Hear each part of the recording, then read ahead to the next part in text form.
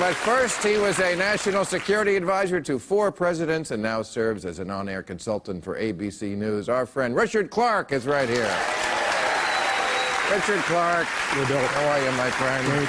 Great to see you. And, of course, you know a lot about Bin Laden, and now we all know a lot more than we did even a week ago. I mean, yes, last week was about getting him, and this week was about finding what kind of life he lived. He dyed his beard, which is very Hollywood, drank Coca-Cola. A lot of it. A lot of Coca-Cola, had that pot garden. He did have a pot garden. Had a pot garden and porn. A lot of it.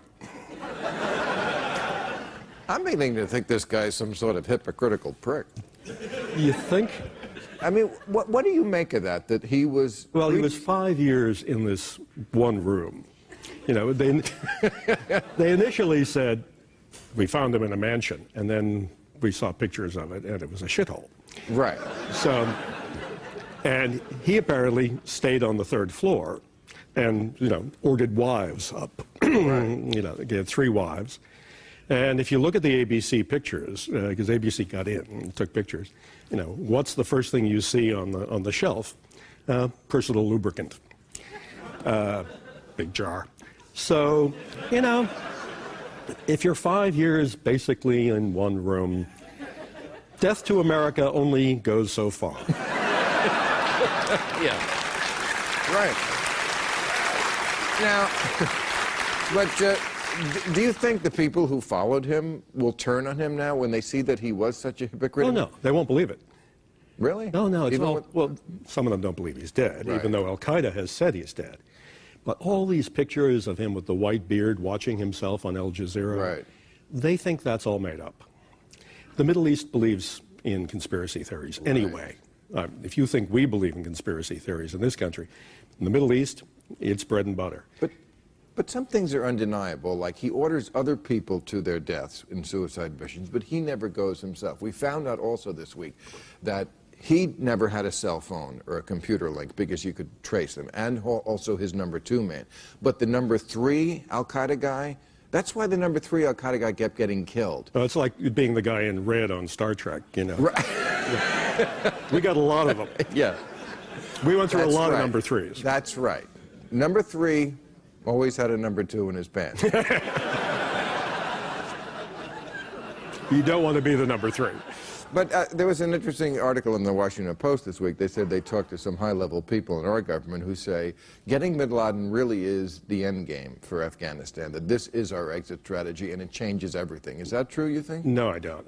The president's going to announce next month that we're taking 5,000 troops out of Afghanistan over the course of the next few months, so that he can say we're on the road out. But we're not on the road out.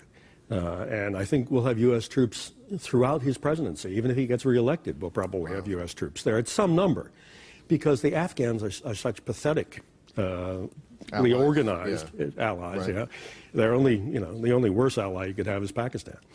And right, because I mean, Bin Laden must have had support from. I mean, what do you think the level of support he had? Where was that coming from? How high up? I think there was a group of retired intelligence people, retired military intelligence people, who were supporting him and getting him the money, getting him the protective cover. He thought he was safe. I mean, if you look at the defenses of that villa, there weren't any. Why?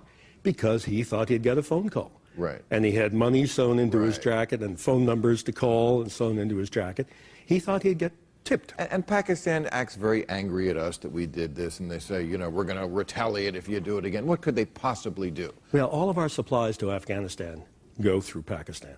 So they kind of have us by the short hairs. I see. And every once in a while they pull on them.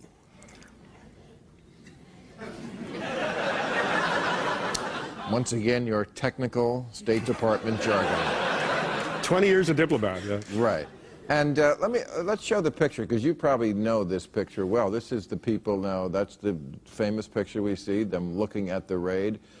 Much of it has been made of why Hillary is the one with her hand to her mouth. She looks like, you know, she just walked in on Bill with the maid.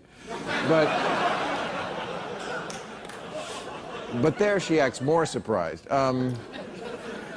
You, before 9/11, were pretty much our whole anti-terrorism department.